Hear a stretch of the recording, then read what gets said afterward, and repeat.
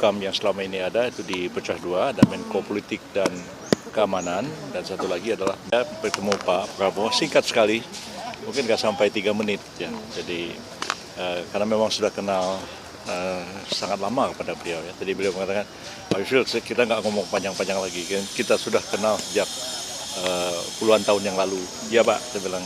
Jadi terima kasih kesediaan Pak Yusril untuk membantu saya, dan bilang ya insya Allah Pak, saya akan tetap membantu Pak Prabowo.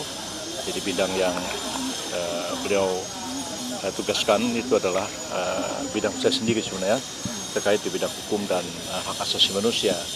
Jadi sekarang ini ditarik ke atas, jadi ada Menko yang menangani masalah hukum dan HAM itu, yang tugas-tugasnya nanti akan mencakup juga selain Kementerian Hukum dan HAM, tapi juga ada kementerian lain, lembaga-lembaga lain yang internal pemerintah, ya, imigrasi yang juga akan keluar dari Kementerian Hukum dan HAM, dan kemudian lembaga pemasyarakatan juga akan keluar dari itu di bawah koordinasi dari Kemenko Hukum dan HAM, dan juga kita tahu bahwa yang terkait dengan penegakan hukum itu akan dikoordinasikan bersama-sama sepanjang itu merupakan satu lembaga yang berada di bawah pemerintah, seperti misalnya juga kejaksaan, kepolisian, KPK tentu tidak, karena KPK adalah lembaga yang independen berada di luar pemerintah. Berarti Pak Yusril tetap di bidang hukum dan HAM nih Pak? Ya. Menteri Hukum dan HAM berarti ya Pak? Bukan, Menko. Berarti ini Menko baru ya, Prof? Ya, jadi Menko Polhukam yang selama ini ada itu dipecah dua, ada Menko Politik dan Keamanan, dan satu lagi adalah Menko Hukum dan HAM. Pak, ada dua. Ada kisi-kisinya nggak atau apa gitu?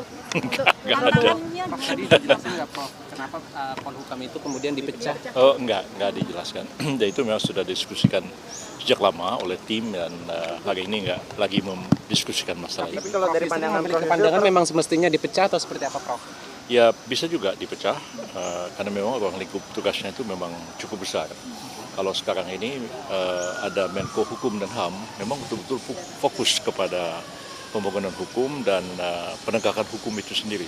Jadi dipisahkan dari politik dan keamanan. Pak, ini kan berarti tugas baru, kementerian baru gitu ya, berat nggak untuk Bapak?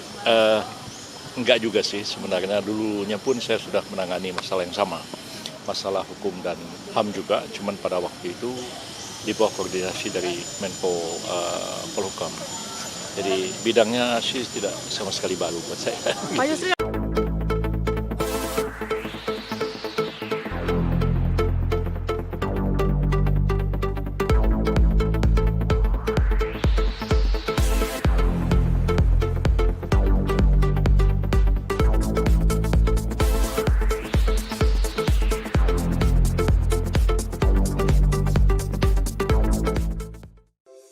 Di antara banyak sumber informasi, kami layak dipercaya. Karena kami menggali lebih dalam, berpihak pada kebenaran, berpegang pada data dan fakta, agar layak Anda jadikan referensi. Kompas TV, independen, terpercaya.